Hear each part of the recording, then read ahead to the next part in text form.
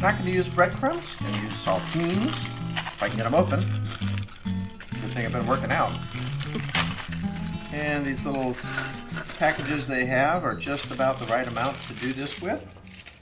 And all I'm going to do with these, I'm not going to worry about getting them real crunched down real fine. I'm just going to take my pastry cutter here, get them down into real small pieces. Okay, I think we're about there. What do you think? Sure. We're going to put together our mixture for our crab cakes. And we're going to start with 1 egg already in the bowl, 1 teaspoon of Worcestershire. There we are.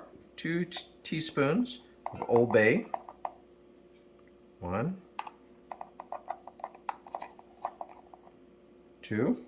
And this is something you can always adjust for yourself if you like them a little spicy or a little less spicy.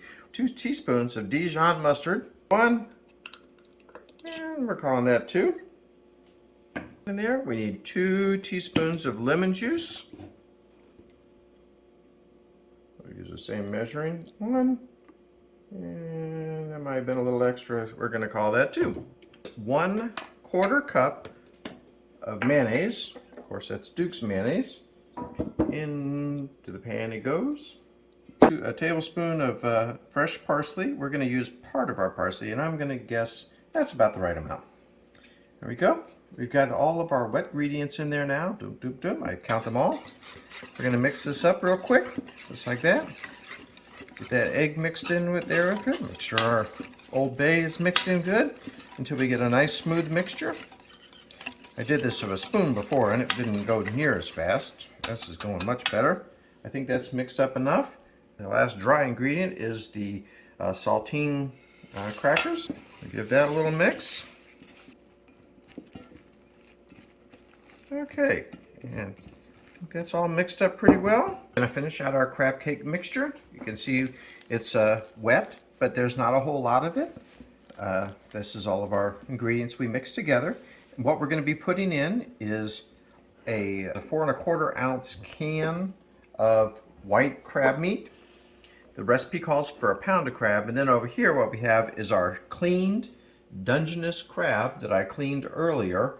And this started out as being about 1 pound when they were still in the shell, and I've picked them apart, made it to smaller pieces, so we're really getting some white crab, some Dungeness crab, and our mixture, and you can see there's more crab than there is mixture.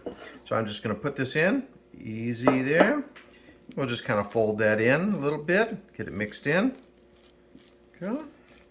There we go. We'll go ahead and add our Dungeness crab.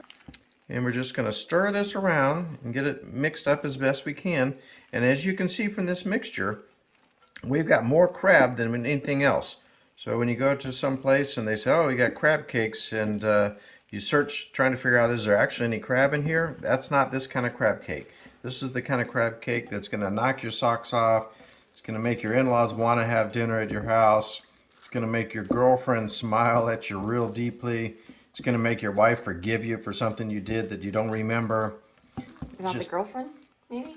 No, the girlfriends don't forgive. They just get rid of men. No, it's going to make the wife forgive you about the girlfriend? The wife might forgive you about the girlfriend over these crab cakes, but that's a stretch. I don't know about that. So you can see I've got it mixed up real good here.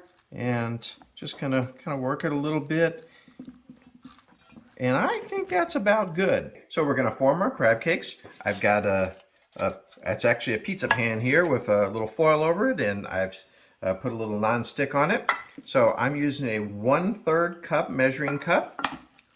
And all I'm going to do is I'm going to get my mixture in there. I'm going to pack it in a little bit.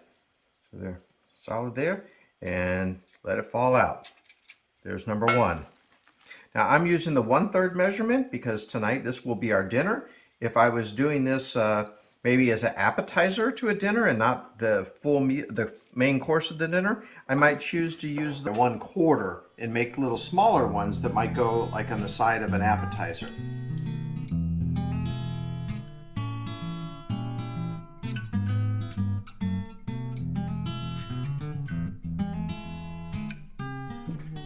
That looks to be about it. This one's not very well formed, but you know something? He's going to still taste good. Okay, so what we're going to do now, we're going to put them in the refrigerator and let them chill until it's time to bake them for dinner. While the crab cakes are chilling in the fridge, let's get the oven preheated to 400 degrees. Once the ovens reach temperature, cook the crab cakes for at least 15 minutes. Longer if you want them more brown. Our crab cakes are done. They're out of the oven. I've made a salad for them to sit next to. Just going to serve them right here on the side of this salad. As we said earlier, this is dinner, so we're each going to have 2 crab cakes with our dinner tonight. So we're having a crab cake and salad dinner. In 5, 4. I'm ready, damn it. Oh, are we going? Yes, 5, 4. Okay, so now it's the most important part. What we're going to do is